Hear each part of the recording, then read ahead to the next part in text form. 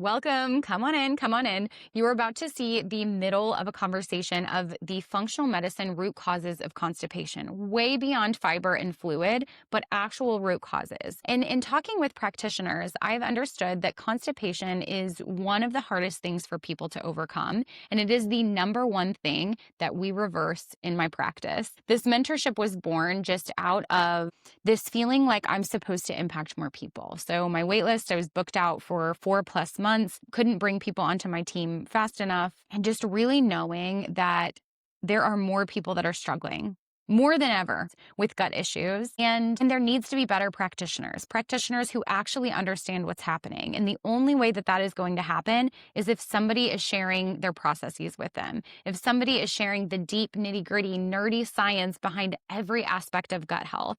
And that's a little bit about what you're about to dive into in this really quick segment. Just understanding that gut health is so far beyond stool tests and probiotics and antimicrobial treatments. It is way beyond that.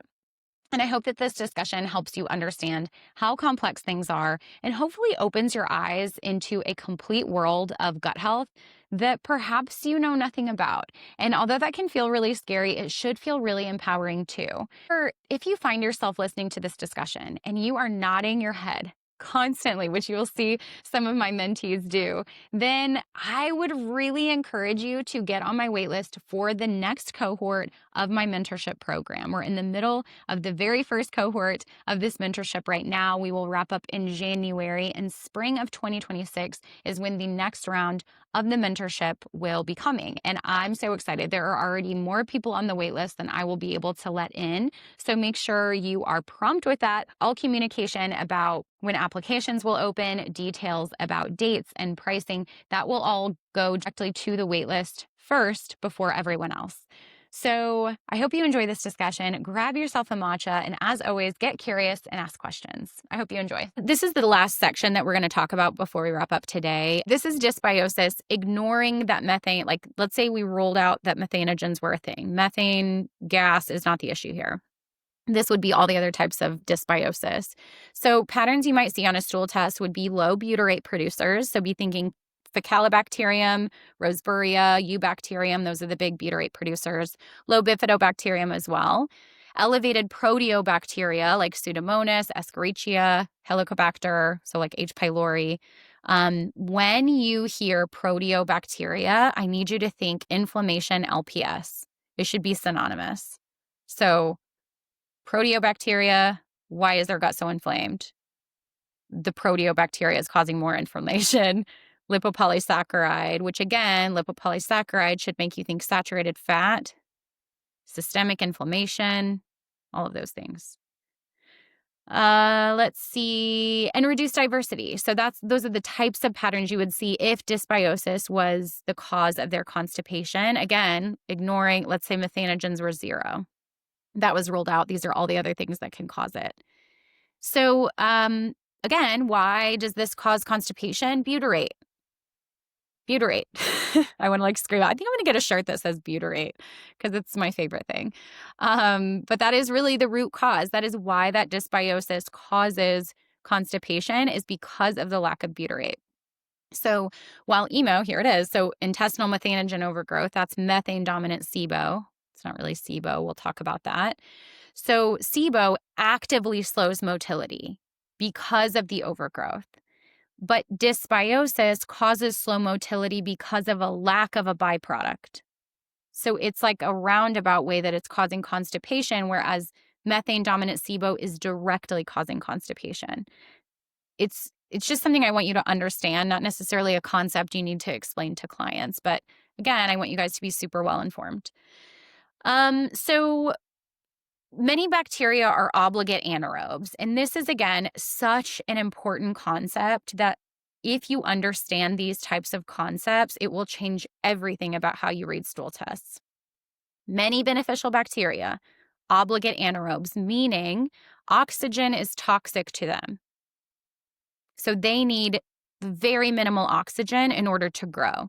Any slight change in oxygen in the colon will cause them to die. So the colon is generally less than 1% oxygen. If there is low butyrate, because there is not enough fiber being eaten or there isn't enough butyrate producing bacteria, the colon can become 2 to 4% oxygen, which will kill off those good bacteria. So you see, it's a 1 to 3% change, like just whoop, tiny amount of oxygen, but it can completely kill them. Not completely, that's being dramatic, but you get what I'm saying. They cannot thrive in high oxygen environment. And I'm going to bring this connection home a little bit more because, again, I think it is such an important concept. But first, let's talk about butyrate itself. Why do I have green bananas? Because green bananas are high in what? Short chain fatty acids, which is going to give you the most butyrate. Okay. So butyrate acts as a prokinetic, so it itself helps things move through the gut. It's anti-inflammatory. It supports the enteric nervous system, which is what that very first slide was talking about. So thinking about neurotransmitters and the muscular signaling and all of that, butyrate plays a huge role in that. Low butyrate suppresses serotonin, which means that peristalsis is impaired. And then, of course, lack of butyrate is going to cause, remember, colon cells feed off of butyrate. They need butyrate to be healthy. So low butyrate means not healthy colon cells, which can lead to the barrier dysfunction and leaky gut type situations. Okay. So butyrate is a little bit important.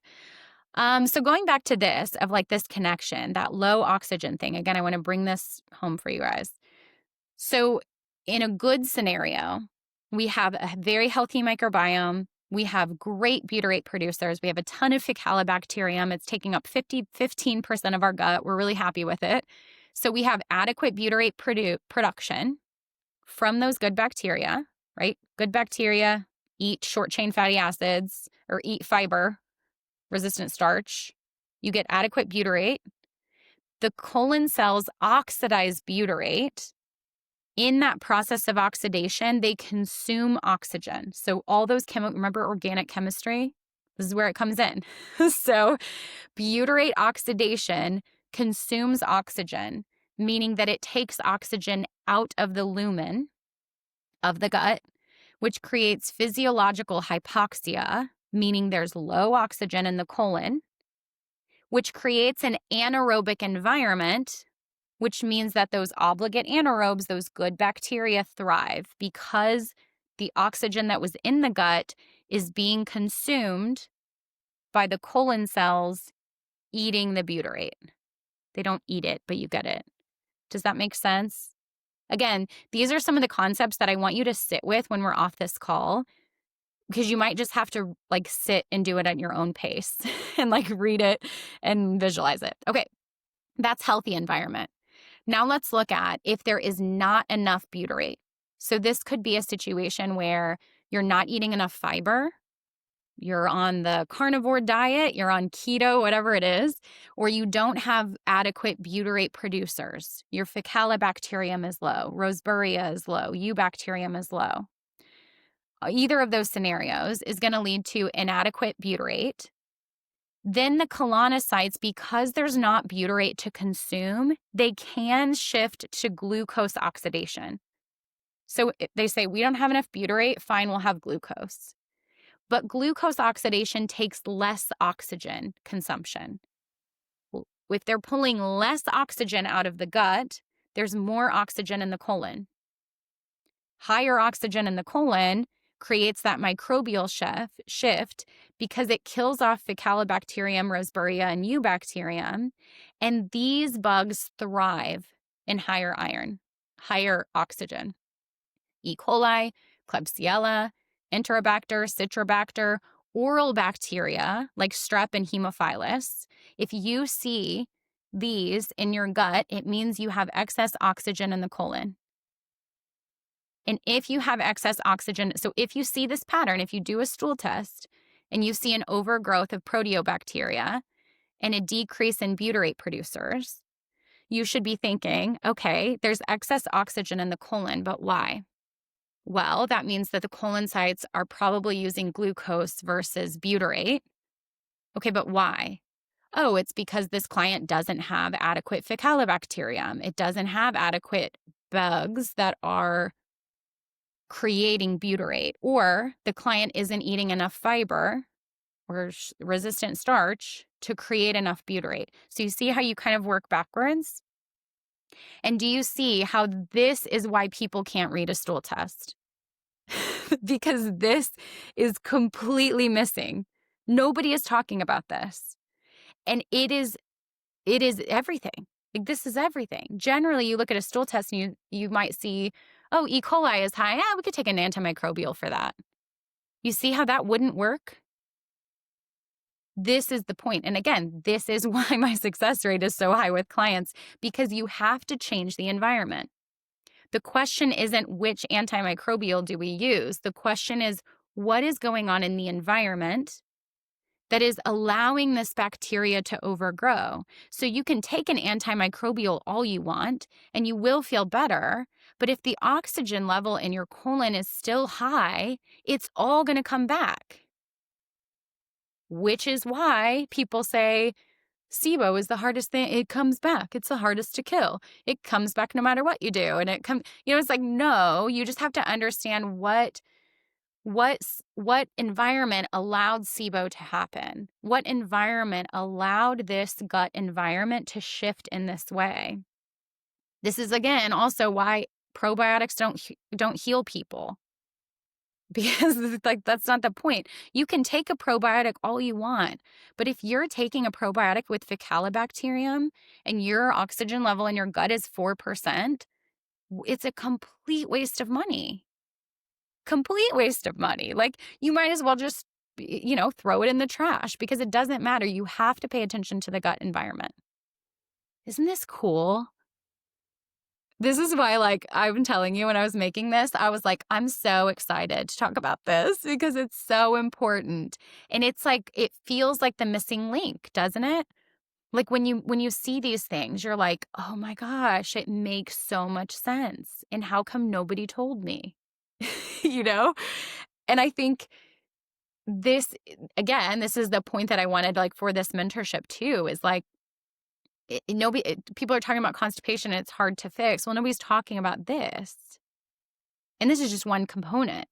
And so, again, this is what I'm so passionate about, you all understanding and the nerdiest level possible. Not that you will remember every detail about everything, but at least you have a resource where you can, when you see Roseburia low on a test, you're like, wait, what was that? Okay, what did the graph say? And you can go back and you can follow, oh yeah, okay, that's what's going on. And then you know exactly how to fix it. So just a deeper dive into those butyrate producers, the ones that I said, will not grow in high oxygen. So Faecalibacterium prausnitzii is the major player of butyrate. If you have a butyrate issue, the first place you look is Faecalibacterium. Well, the first place you look is fiber, right? So are they eating any fiber at all? Next place is, what does the Faecalibacterium percentage look like? Ideally, it's 5 to 15% of the gut. Ideally. Low levels correlate with constipation, depression, IBD, IBS, metabolic syndrome. Why? Because of butyrate. So if you do not have adequate Faecalibacterium, other bacteria can produce butyrate, but not like Faecalibacterium. Roseburia can. So it actually creates butyrate from acetate and lactate, so not as efficiently, but it can create some. And it's often depleted with high protein diets. Well, isn't that a bummer for the carnivore community? Who says, we don't need fiber? Guess what happens? Their Faecalibacterium die. There's their major butyrate producer. And they might say, well, that's okay. We've got Roseburia. No, you don't. No, you don't. We can make butyrate from acetate and lactate. Yeah, you could, but you're probably not. Eubacterium rectale is one that's important in just other eubacterium species. They produce butyrate from complex carbs, so they can produce it as well. But again, just not quite like Faecalibacterium. So Faecalibacterium is a huge one. Okay, were you nodding right along? Because this kind of discussion just lights me up. And right when I cut it off is right when I was about to show the protocol about, well, what do we do about all of that? How do we fix it? Because it's one thing to understand what's going on, and that's a huge thing. That's over half the battle. But then next you need to understand, okay, well, how do we actually move forward? When a client is so sensitive that they can't tolerate fiber, but fiber is the fix, what do we do, and in what order, and how do we know where to start? That is exactly what we cover in my clinical mentorship. And if you are interested in getting on the wait list, check below in the show notes, and there is a link there. Everyone on the waitlist will be notified first of when we open applications, and there are a lot more details to come with start dates and end dates and pricing, and probably a lot more nerdy things along the way. As always, get curious, ask questions, and drop them below. And of course, if you're not following me over on Instagram, that is where the party is at Dietitian Brittany, and I'll see you there.